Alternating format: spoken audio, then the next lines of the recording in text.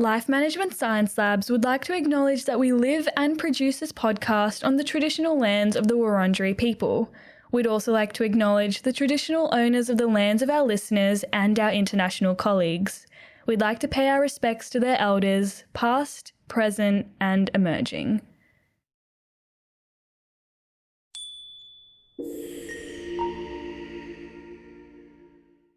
Hello everyone, and welcome to Work in Progress, the Personal Productivity Science Insights podcast produced by LMSL, the Life Management Science Labs.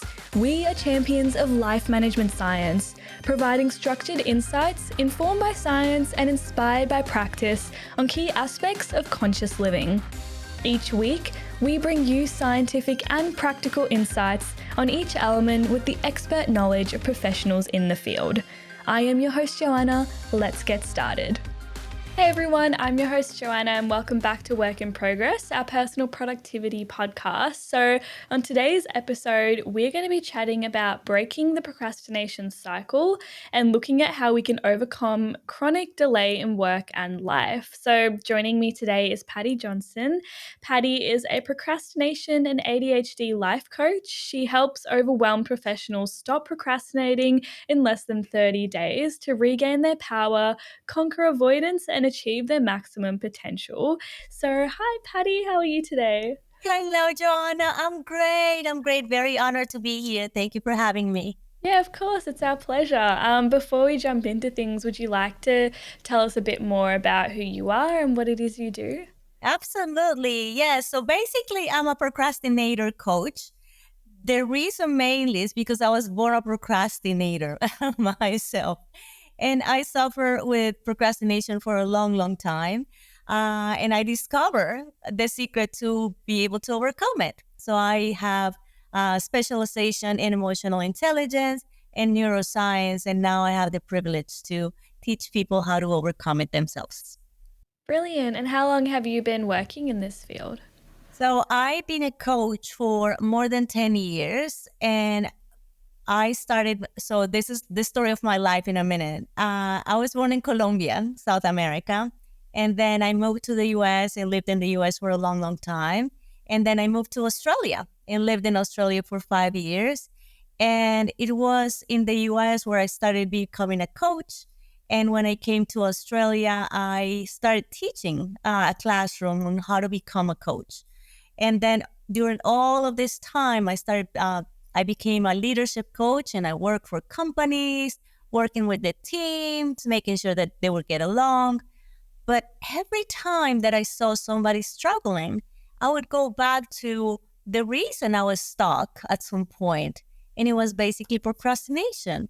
So 3 years ago, I decided, oh my goodness, 4 years ago, I decided to create a program so I could help other people to be able to overcome procrastination. So I've been a coach for a long time, but I've had my program of procrastination almost for 4 years now. That's really great. And you say you can help people in less than 30 days. What's that process like? It's a very short period of time. Yes, it's very funny because a lot of people, that's the first question. 30 days, Paty, how can you do that? And after they start the program and they start changing in a week, they're like, oh my goodness, 30 days is a long time. I actually can change. And this is the key. This is why it works. So when I was looking for a solution for my procrastination, I used to go to therapy, for example. And therapy was good, but it was 1 hour a week. And I had a coach for a while, and the coach was really good, but it was 1 hour a week. And I used to watch, read books that I never finished. So it was a very broken process. So what I created is a very intensive 30 days. So you work on yourself every single day. And it's not only, you need to do some work for like 30 minutes a day. The reality is you're thinking about what you're doing or not doing and the reason why you're not doing it all day and night. So it's a very, very intensive and intentional process. So it works. Every single time they're like, oh, Paty, you were right. It does work. So it's a beautiful changing and transformational process. of 30 days. That sounds really amazing, and I hope we'll get to hear more about some of those strategies that you use in the program as we talk more about our topic today. But before we do that, we have a section we call Have You Met Paty? So here we just get to know you a bit with some other questions before we dive into things for today. So my first question for you is there a book that you're reading at the moment, or do you have a favorite book that you might be able to recommend to us? Oh my goodness, yes. So I love emotional intelligence. And emotional, I keep reading. I have like 3 books on emotional intelligence at the moment. But one of my favorite books before that is How to Gain Friends and Influence Others by Dale Carnegie. So it's one of my, when I read that book 20 years ago, I thought, there's something you can do about changing yourself and changing with your relationship with others. So I believe my beginnings of emotional intelligence discovery was based on that book. So yeah, that's the main book I love to read. Great. I love the concept of emotional intelligence. I haven't looked into it too much, but I feel like it's so complex and there's so much that can be learned about it. So thank you. Yes, no problem. And I'm going to tell you something interesting, Joanna. So in the past, like we were told that if you had a very high IQ, emotional intelligent quotient, then you would succeed, right? And school is like, oh my goodness, you're so intelligent, you have a high IQ, and then so you're really, really able to succeed. But reality is EQ, emotional intelligence, has been proven to be the 85% root of your success is based on EQ, not on IQ. And the beautiful thing is IQ, you can develop. So if you are born with a certain IQ, you're like stuck for life. But EQ, you can actually learn and increase. So basically, your success is in your hands. Once you discover how to develop your emotional intelligence, the world's yours. Yeah, I love that. I love that. I feel like emotional intelligence is so underrated and it's something that I feel like a lot of people struggle with or a lot of people can develop further. Um, and our approach to things in life really affects how we, go about daily activities and how we go about doing things in our life. So I feel like if we can improve our emotional intelligence, then we can sort of improve the way we approach the things we do. Absolutely. And when we feel good about ourselves, it's easier to relate with others as well. So not Yeah. only impacts us ourselves, but everyone around us. So for me, it's been the biggest win. Yeah, definitely. Well, thank you for sharing that with us. My next one here for you is movies. Is there a movie that you've recently watched that you can share with us? Movies. I love movies. I have a little problem, and is that I have ADD.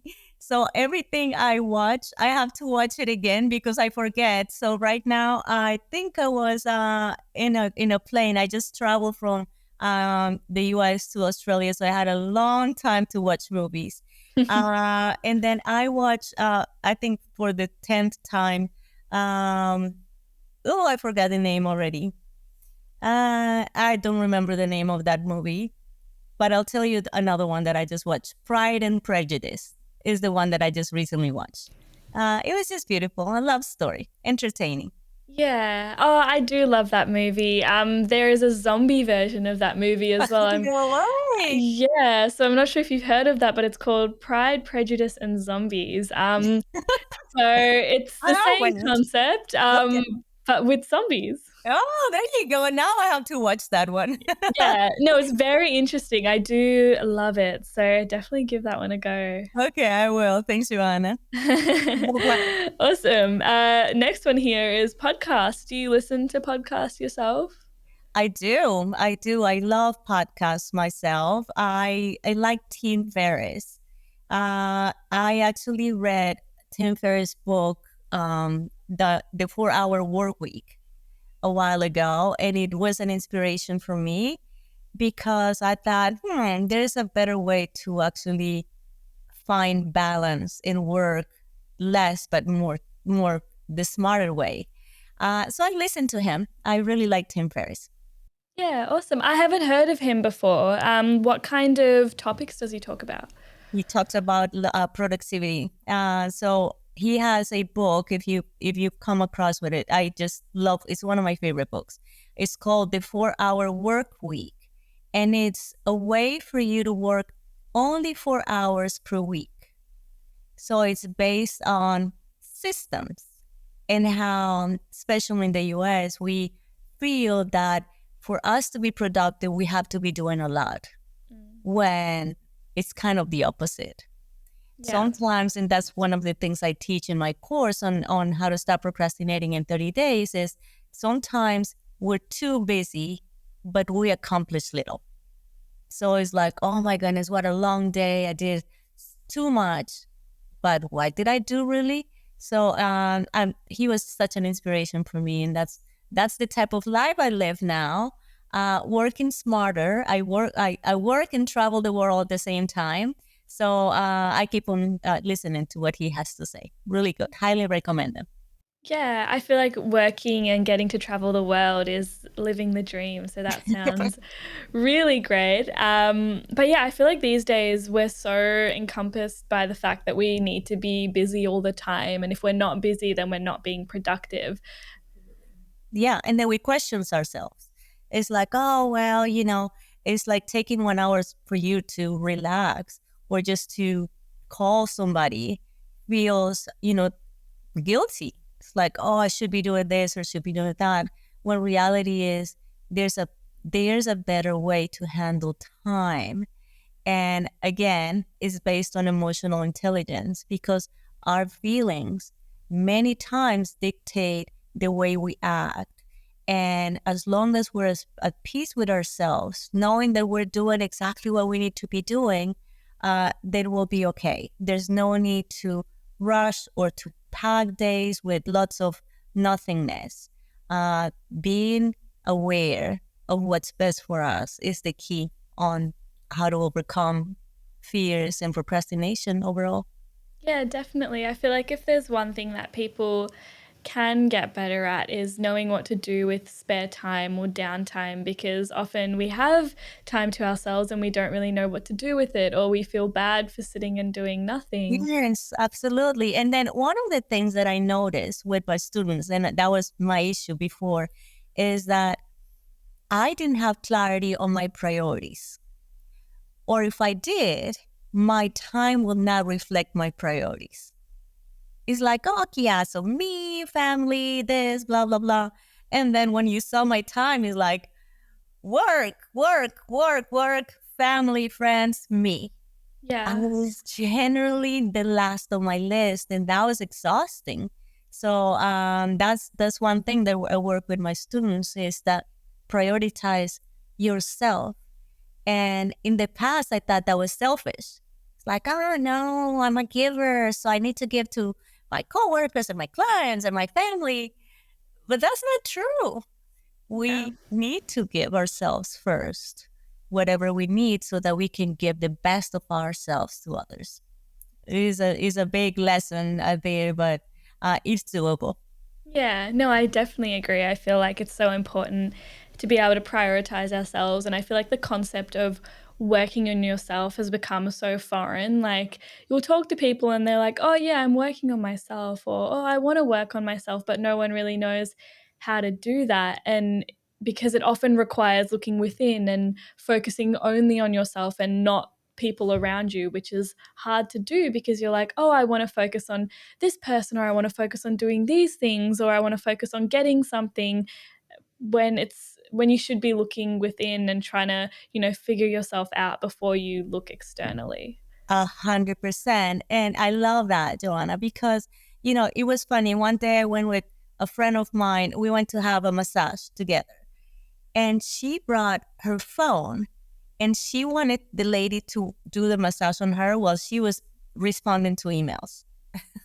Ah, And I said, this is the world we live in. But reality is, once we disconnect from the world and then just start focusing on what I need, what's best for me, really, it's not even what I want because we want this and we want that and money. And yeah. is what do I need? And when you focus on that, then you start making the best decisions for you. So, No. good living. No, I definitely agree with that. I feel like what we want often isn't what's best for us. And that's what's really difficult because we want a lot of things and we know they might not be good for us, but the things we need are the harder things to achieve. You know, like working on ourselves is what we need. It's often a bit harder. So we'd rather go for what we want as opposed to what we need. Absolutely. And then something else that it just occurred to me is, I don't know if it happened to you, but for me, it was a big struggle with boundaries before. And I knew I needed to do this, but if somebody would come and say, Paty, could you help me? I'll be like, yes. Yeah. Oh, you want to come to? Yes. And then after I'm like, why did I say yes? I don't have time for them. Or Yeah. I just don't feel like doing it, but I already committed myself Yeah. to it. So that's another learning process, because we can actually procrastinate on ourselves. Yeah. And it's basically to be able to say a word that was not in my vocabulary before, and it was the word no. Yeah. It's okay to say no, because sometimes that no takes you to a yes to yourself. So Yeah. procrastinating on ourselves can be the most challenging part to overcome. Yeah, and I guess sometimes people might feel bad. They might look at those moments where they should have said no and they said yes, and they'll feel bad. They're like, oh, if only I could have just said no, I wouldn't be in this situation now. But also, it's so good to look at those moments and be like, okay, I can learn from that. I'm glad I said yes in that moment because now I know to say no. Absolutely. Is that no muscle, I call it. The more no's you say, the bigger your muscle becomes. So it's helpful. And it's basically at the end, is about control. Yeah. And I know control sounds like, you don't want to be a controlling person. But at the end, you want to have control of yourself. You want to have control of your thoughts, of your feelings, of your time, of your actions. It's the only way to really, really be who you want to be, instead of saying yes to everyone and anything else. It's just to say yes so that you can have control of what's best for you. Yeah, I totally agree. I'm so glad we talked about that as well. I feel like it's a perfect segue into our interview questions now. So, my first one for you is, what is chronic procrastination? Yes. So basically, procrastination, the dictionary calls it as delaying tactic. So basically saying, oh, I know I have to do this, but I'll do it later. Oh, later, tomorrow. Oh, next week. Oh, next year. If now that we're beginning of the year, everyone's like, no, this is the year. This is my year. And then February comes and it is it. Yeah. So basically it's a delayed action, but more than anything, procrastination is an avoidance. It's avoidance of pain, and is the avoidance of pain of the things that we don't want to do. For example, I used to be in sales, and I used to say, oh my goodness, I'm going to call 5 people today because I have to.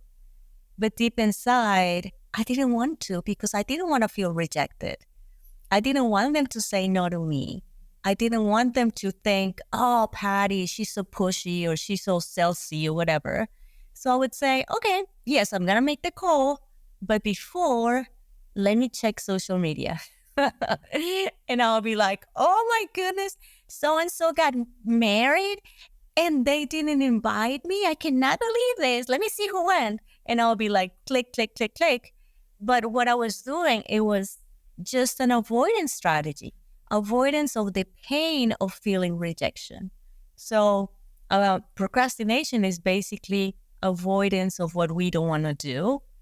And the main reasons for procrastination comes from fear or childhood trauma or any type of trauma where we don't want to experience that negativity or that negative feeling. So we do something else instead.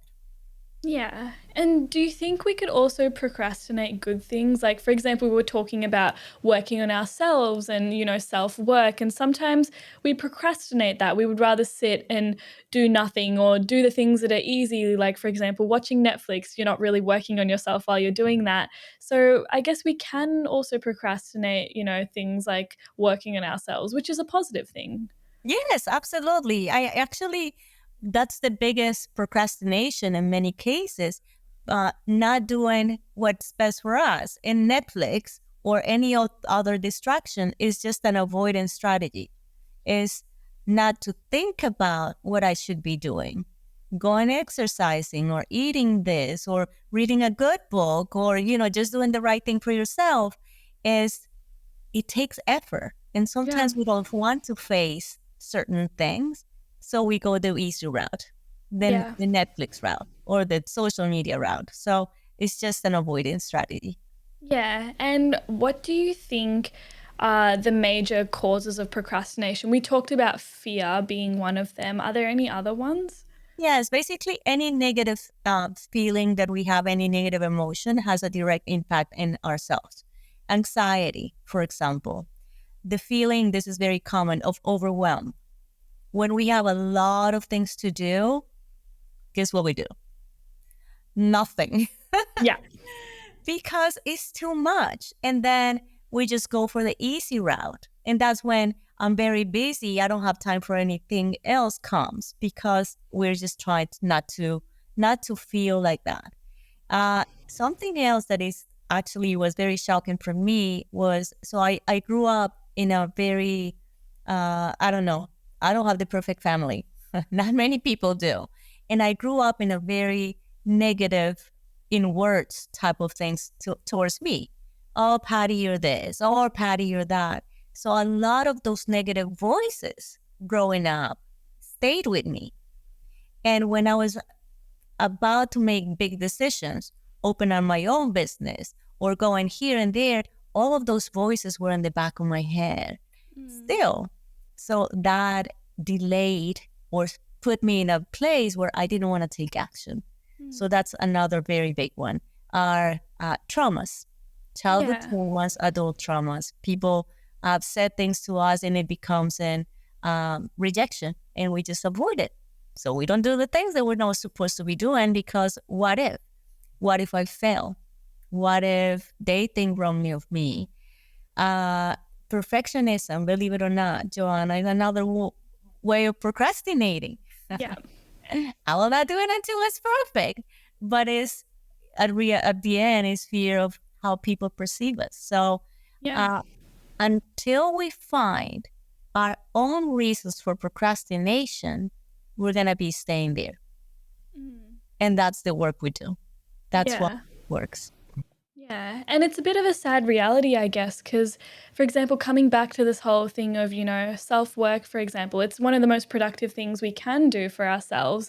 But I feel like it's often the fear of the unknown which stops us from working on ourselves, or, the comfort that we find in, procrastinating, doing the easier things like sitting around doing nothing, watching Netflix, those things that don't require a lot of effort. And it's, like I said, a really sad reality that we know self work is what's best for us and we know what type of actions we can take to work on that, but we're more comfortable sitting in what's known to us as opposed to approaching the unknown, which often is better than we think. Yes, 100%. And you said something which is so true, and is we know exactly what to do.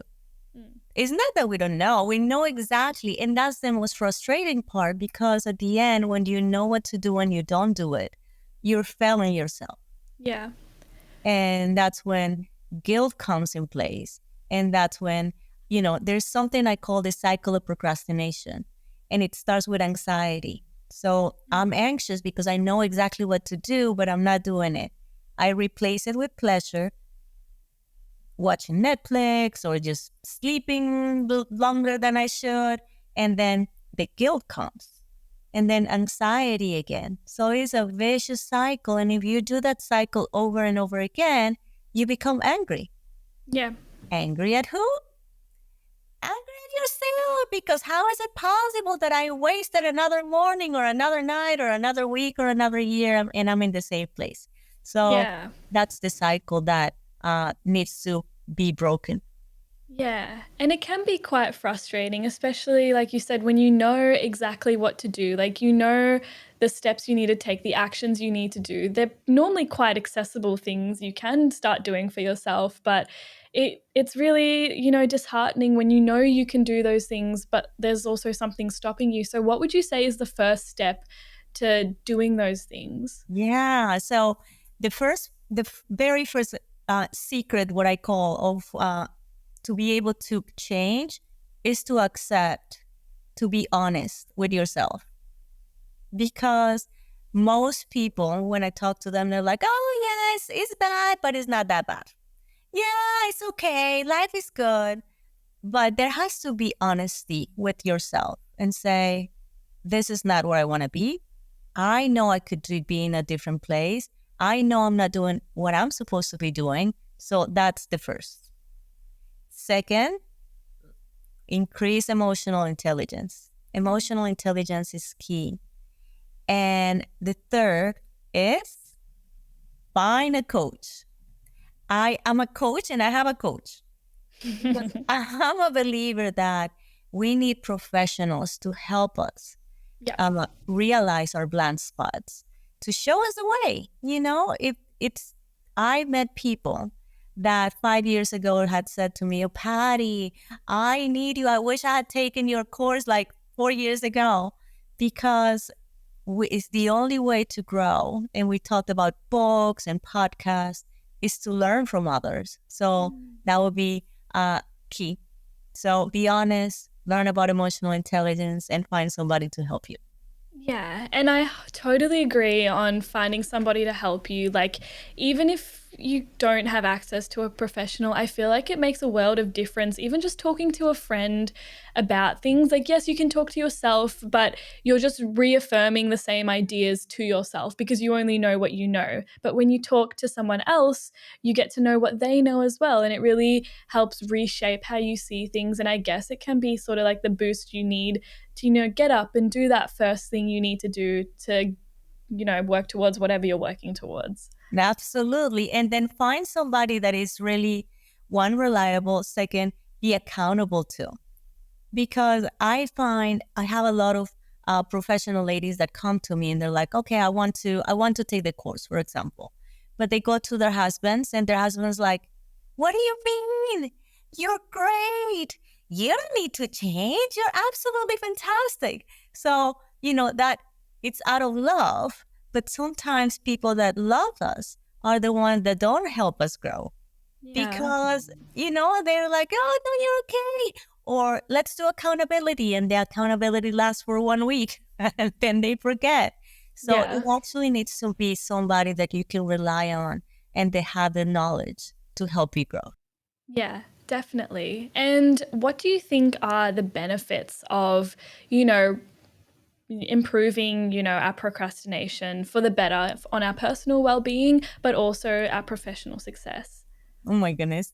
I could tell you my life has changed because, and I see it every time that I have somebody in my classes, because when you're procrastinating, you feel that you're failing yourself. So one of the first things that you become is empowered. It's like, oh my goodness, I have control. I have control of my thoughts. I have control of my time, of my actions. So you start feeling proud of yourself. And when you're confident and proud, then you start taking steps. And then once you start taking steps, not only on your personal life, you start exercising or reading more books or whatever else, but in your work, it reflects. Because when you feel good about yourself and you're confident, everyone else notices. So you start taking action. You want to change careers, you can do it now because you feel confident enough. You want to open a new business, now you can do it. You want to progress in your own career, advance in different ways. Once you feel that you have control or power over your life, everything changes. And that goes back to the emotional intelligence part. Because when you feel that you have management of your emotions, then the good and the bad things of life, they're bearable because you know how to handle them. And if you do, then everything else just, it's easier to deal with.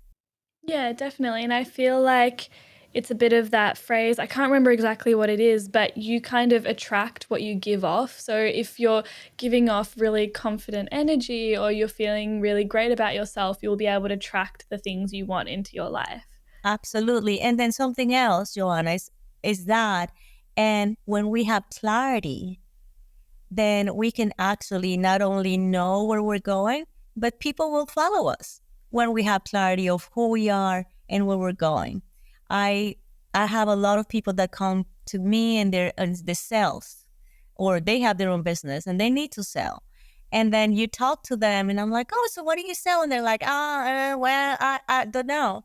And it's when we have this lack of clarity because of how we feel about ourselves, the things that we're not doing, it's hard to actually relate to others in the right way.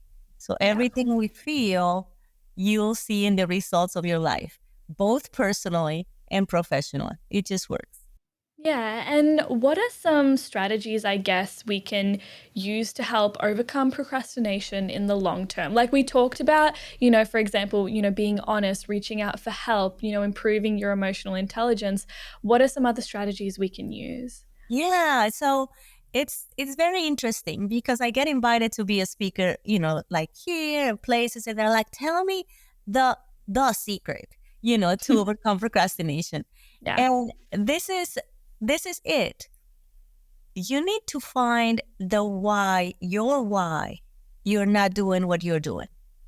So it's not, like I hear a lot of other coaches, and whatever I say is very different to what people say out there. It's like, buy a calendar, do a to do list, have a planner. And those are really, really good tools. But if you do one long term change, you need to start with you.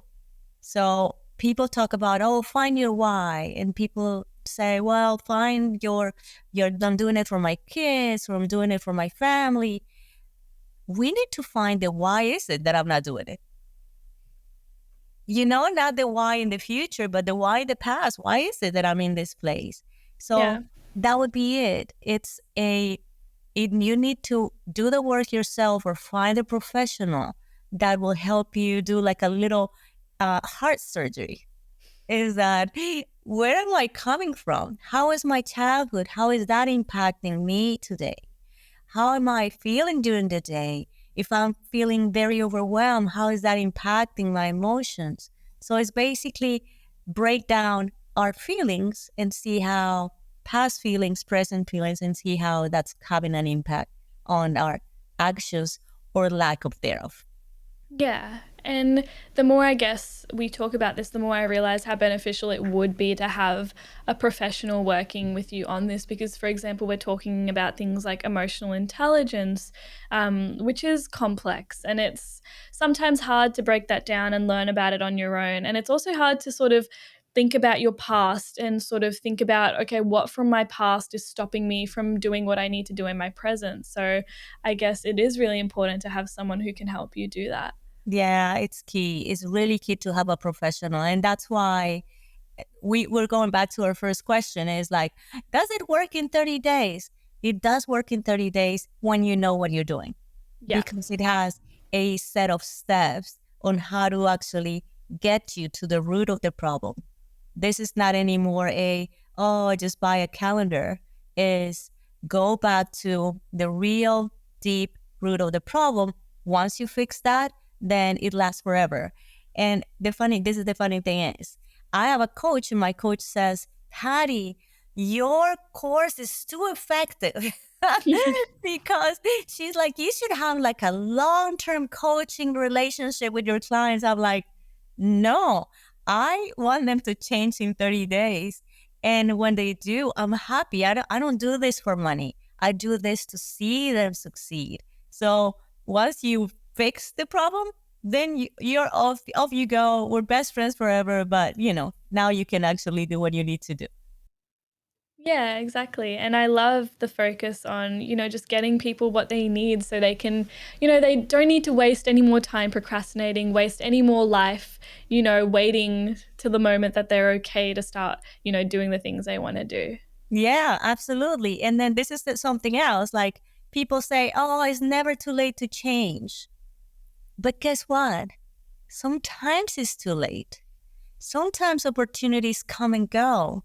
Sometimes relationships come and go. Sometimes things don't come back the second time. So sometimes it's very late to change. And that's why we need to take a step today. We cannot wait next week, next year. We need to do what we need to do today because it's what's best for ourselves.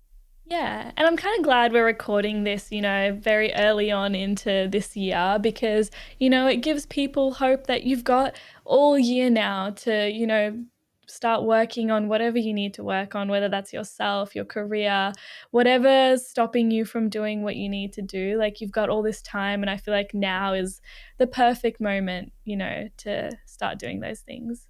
New beginning is perfect timing. Yes, yes. So I love the beginning of the year. And by the way, I had the New Year resolutions for like 10 years when I was a procrastinator.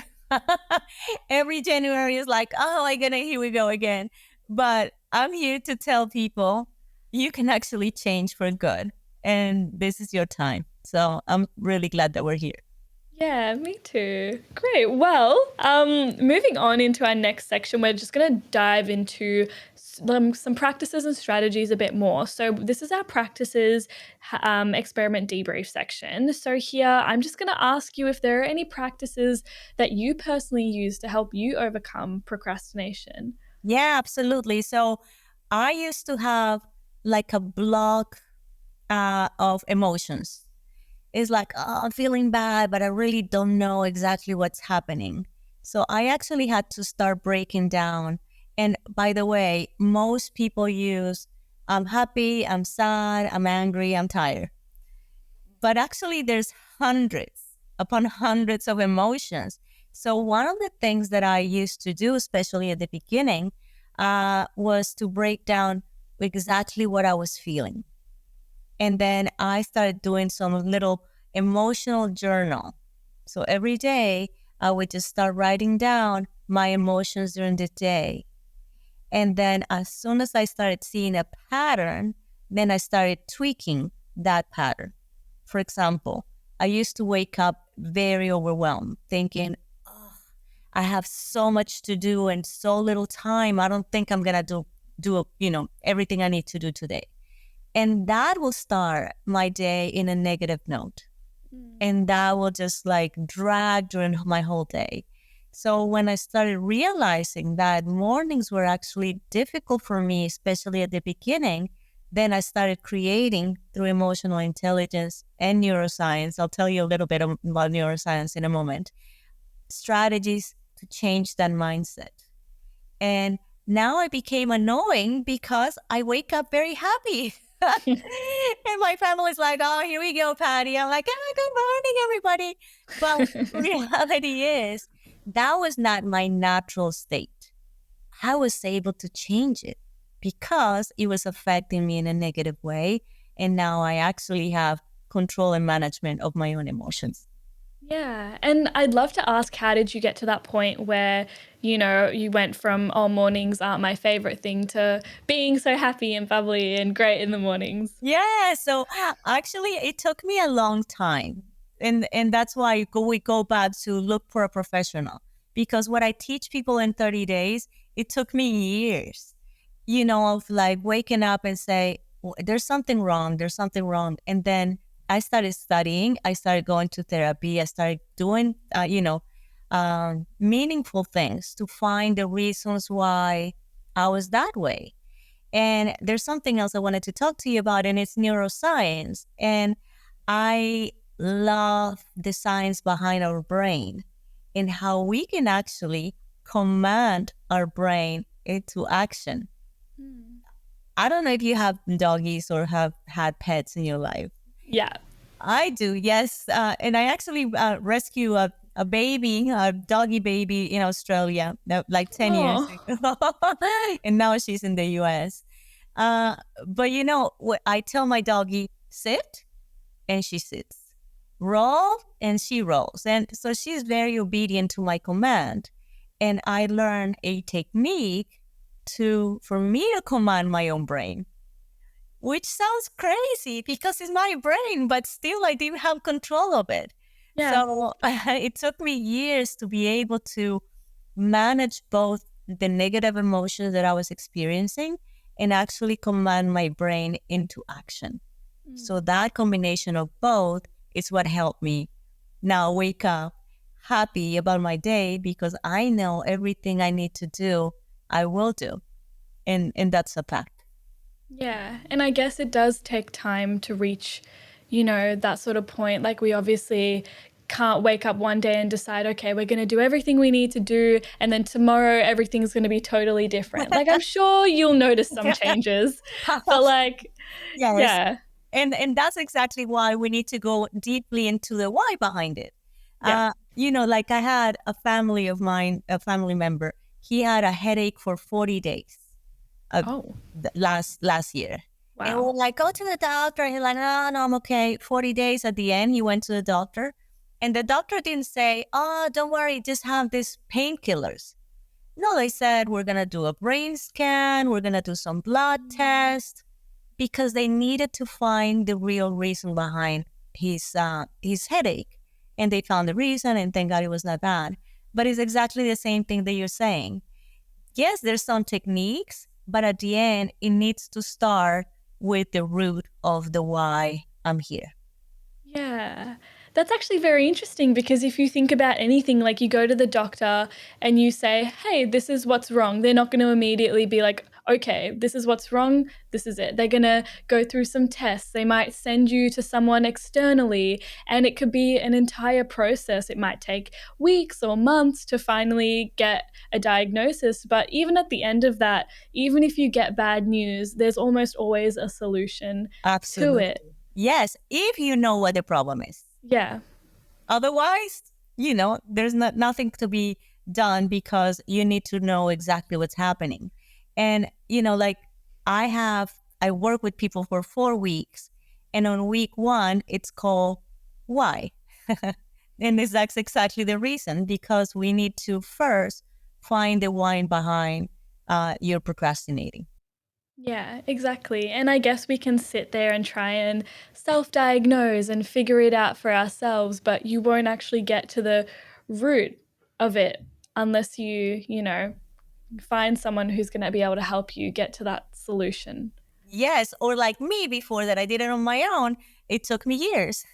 Yeah. So that's a waste of time, a heartache, a headache. So it's just a matter of finding somebody that will help you really go into the why so that you can learn how to manage yourself and your emotions and your brain. Yeah, definitely. And what would you say are some of the challenges to the practices you do to overcome procrastination?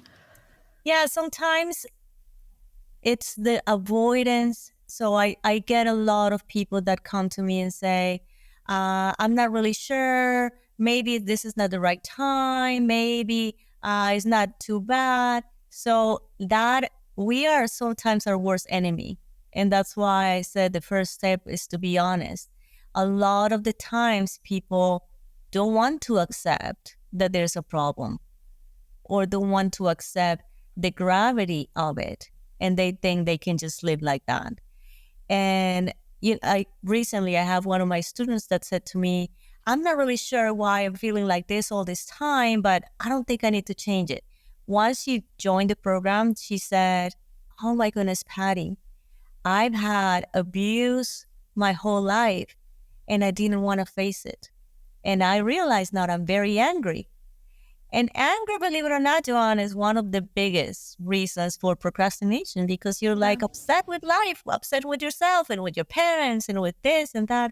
So that's a challenge for people to actually accept that they need to change.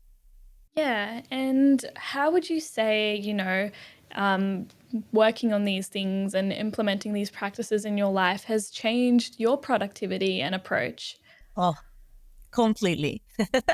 Completely. Because as I said, before I used to know what to do, but social media was my biggest enemy because I was avoiding the things that I needed to do.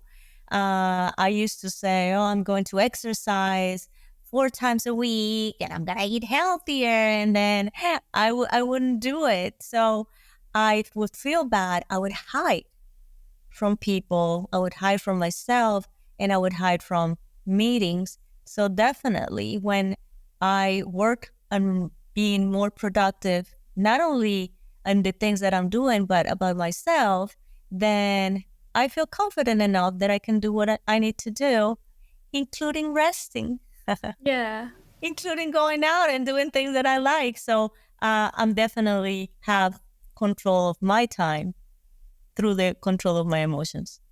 Yeah, and that makes a lot of sense, I guess. When you can start controlling what you're doing with your time, you're going to feel better about yourself instead of, procrastinating and not having a sense of control over what you're doing because you're just trying to avoid things and therefore you're wasting time, I guess. Yes, and not only that, but there's some things that we want to do. I want to start a new business, but most people are afraid of failure. So, oh, I'll do it at some point. Oh, I'll do it at some point. So only then, when you go and see the why is it that I'm feeling like this? What if it fails? Then guess what? One of my favorite phrases quotes that I heard a long time ago is the difference between fear and trust. So fear says, what if? Oh, what if it fails? What if people think badly of me? What if I cannot do it? But trust says, even if it goes wrong, I'll be okay. Yeah. Even if it's not what I expected, it's just a learning process. So when you start changing the way you see yourself, you start seeing changes in the way you see situations. And it's then when you actually can take steps, even if they're mistakes. It's okay. Now you don't feel like the worst loser in the world. You just feel, oh, well, it's part of the process. Yeah, definitely. Well, that was so beautiful. Thank you so much for sharing that with us. Life, death. Yeah, of course. Now this brings us to the last part of our recording today. So this is our open mic section. So here we just open up the floor for you to talk about whatever you would like to. Yeah, so all up to you. Oh, I love it. Okay, so I love to share my story, Joanna, with everyone that's listening to us, because I'm a leadership coach. I travel the world. I get invited to different events, and I've been on TV. And then people say, "Oh my goodness, Paty, you definitely were born to do great things." But that's not the reality of what I thought when I was growing up. So my parents are very organized, very methodical. And my sister, she thinks she's perfect, but she's not perfect. She's almost perfect. She is really disciplined. And I was the opposite. I was the black sheep of the family. I was very disorganized. I would never do the things that I was expected to do. I had ADHD and mild dyslexia. And I grew up with my father, who's a loving father, but he didn't know any better back then, saying, Paty, you're such a loser. You look at you. I hope you get a good husband someday because I don't see a future for you. And those words really made an impact in me. I thought there was something really wrong with me. But reality is, I just needed to do work on myself. I learned that if I work in me and my emotions and the things that I needed to do, my life could change. And I created my first business. I got pregnant when I was really young, so I got a single mom, and my parents were like, oh my goodness, now you're running your life for good. But I created a business once I started learning about myself. And I created my business with $2,000. and sold it for $500,000 just 18 months later as a single mom, as an immigrant. And then my second business, I sold for a couple of million of dollars. And then my dad came to me. He's like, Paty, I've always believed in you. Like, no, Dad, you didn't. But my point is, it doesn't matter where you're at. It doesn't matter how you feel. It doesn't matter if you think you're in the worst circumstances or life has not been fair to you. It's always, this is a good moment to restart again. No one believed in me, but I believed in me at some point. So I'm going to encourage you, if you're listening to us today, this is a good time to reinvent yourself, to work on yourself. And we're starting this year, so it's a perfect timing to start again.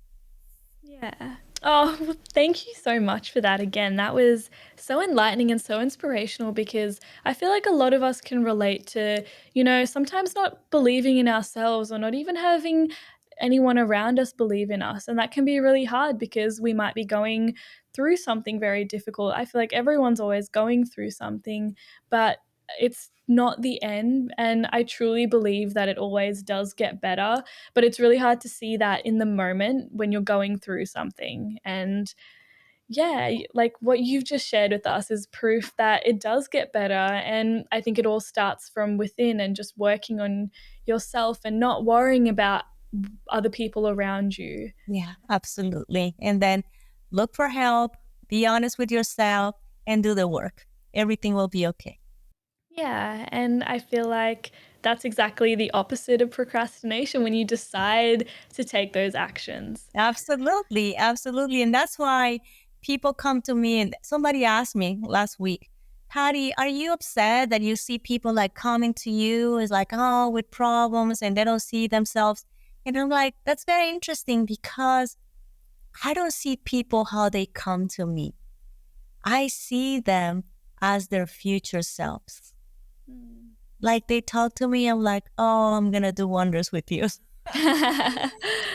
So there's always hope. So I hope you find a professional. If you want to talk to me, I'll be very, very happy to talk to you at no cost because of you, Joanna, because of the things you do.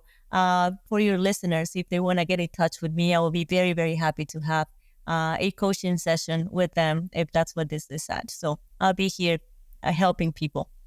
Oh, thank you so much, Paty. And I'm sure people will want to take up that opportunity. So it's very generous of you. So thank you so much. My pleasure. And I feel like it's also the perfect note to round off today's episode. So I'd like to just say thank you so much, Paty, for coming on the show and talking to us about this topic and also just about life in general. I feel like it's so relatable and everyone should be able to take something from this and apply it to themselves, whether or not they're going through something at the moment. I feel like there's little nuggets in here for everyone. So thank you again. No, it's my pleasure and my honor for being here. Thank you so much. That's okay. Now, if anyone wants to find out more about you or if they want to reach out, where can they go?